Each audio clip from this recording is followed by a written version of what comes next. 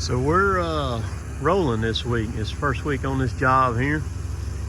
Today's Thursday morning. So this video is going to be fresh from the day. I was just sitting up there Monday through Wednesday and worked that spot up there. We've cut a pretty big area already on the track. And then, so we're sitting right here. This is where I started loading from this morning. It's right there where Kevin's at now. We've got an excellent week going so far. Monday, we come in here, we hauled 19 loads starting out. It was wet, didn't load the first load till 9 o'clock that morning. And then Tuesday, we got 24, and Wednesday, we got 24. So we're starting this morning on Thursday morning. Before we started, we were sitting on 67 loads. So we're kind of anticipating what happened last week happening again this week. So that's one of the reasons why we have hustled like we have, because what happened last week was at the end of the day on Thursday, when we were moving over here, we got the call that said that Millport was not going to take at all on Friday. And that heartbreak right there on us kept us from hauling Friday. Of course, we ended up getting rained out anyhow, so you know, and that's what we're figuring is going to happen this week too. It's going to really surprise us if Millport takes tomorrow, which will be Friday.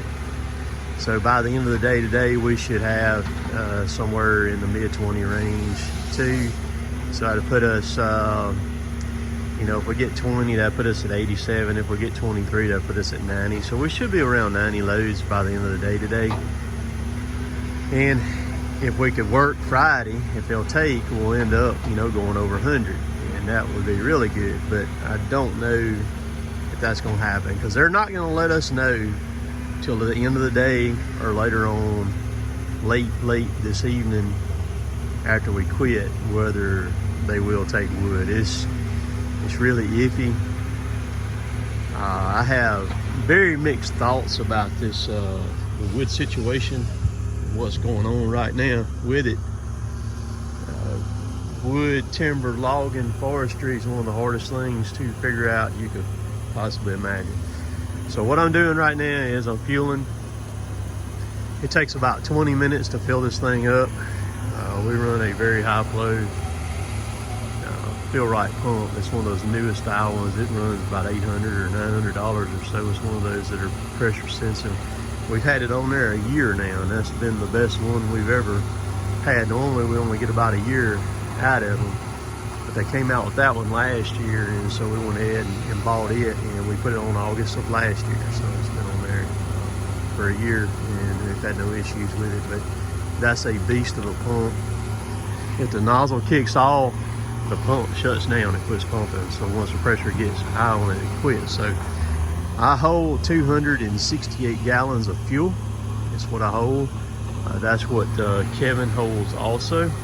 It's 268. The back ends of our machines are identical. The counterweight and everything is identical. There's concrete and this counterweight up to about right there. And then the fuel tank sits on, it's a plastic fuel tank, sits on top of a rubber mat that goes across there, and then the top goes on it. The reason I know that is because when we got the machine brand new, it had a hole in the fuel tank, a pinhole in it, and we had to replace it right off the bat. So we just sit here and let her fuel up, and I'm running, on that amount of fuel, I'm running 60 some odd hours.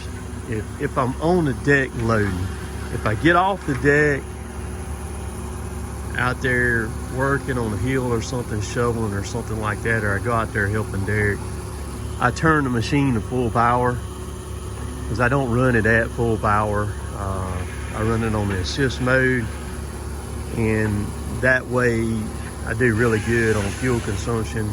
But if I get off the deck, I turn the machine to full complete power and let her rip and let her go, and it burns a lot more fuel when you do that. So here's my drone. I do a lot of drone videos now. For over a year now, I've been putting out a lot, which is kind of funny. When I had my other drone, the drone videos were just kind of blah. Nobody there wasn't really much interest in them at all. I'm just folding the blades out. You don't have to do that, because when you key it up, it'll automatically throw the blades out. I just did it so you could see it for reference. The drone that I fly is a DJI Mavic 2 Zoom. The Mavic, this is the upper end of the Mavic lineup. This drone here, you can buy the drone and the battery controller for about $1,100-$1,200 or so. I have about $1,600 in mine. With I've got 2 extra batteries besides this one, so I got 3 total batteries with it. And then I've got a hard case that is waterproof, and it paid for itself the other day when I was scalloping and it was flooding. It protected the drone just like it's supposed to. But so they got the Mavic Zoom, then they got a Mavic Air, and they got a Mavic Mini. The Mavic Mini comes in about $400, and it's actually smaller than an iPhone is.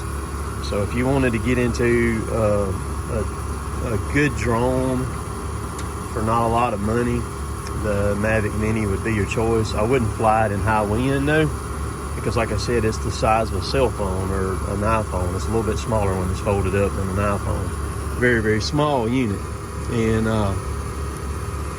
but this drone here, I've never crashed it or anything like that. This is my second DJI. If you're gonna buy a drone and you're wanting to be able to film or take pictures or anything like that, or you want something that is bulletproof, if you buy anything other than a DJI, you are messing up. This drone will fly, they say it'll fly right around 30 minutes of flight time on a battery. I never push mine that far. I've got my alarm set at 22 minutes, or 22% of the battery were to come back in. So when I come back in and land, or I get the drone back, I've usually have flown 20 to 21 minutes of flight. That's what I have flown. And so that's pretty conservative. You could push it a little bit further than that, but when a battery quits on a drone and you're in the air, if you're 10 feet in the air and it quits, it hits the ground like a rock, and it usually destroys it. And so I don't take any chances on that. But this one here has radar on the front, it has radar on the bottom, it has radar on the back, and on the side right there too. It's also got LED lights on the back that you can turn on and off. You can set this drone active track. You can do a side profile track with it, frontwards or backwards track with it too. You can tell it where you want it to fly. You can set points on your map. It'll fly to it, fly back. You can do points of interest, hyperlapse, just tons and tons and tons of stuff that you can do with it. You can get them off Amazon. You can get them from DJI. Just all kinds of online places like that.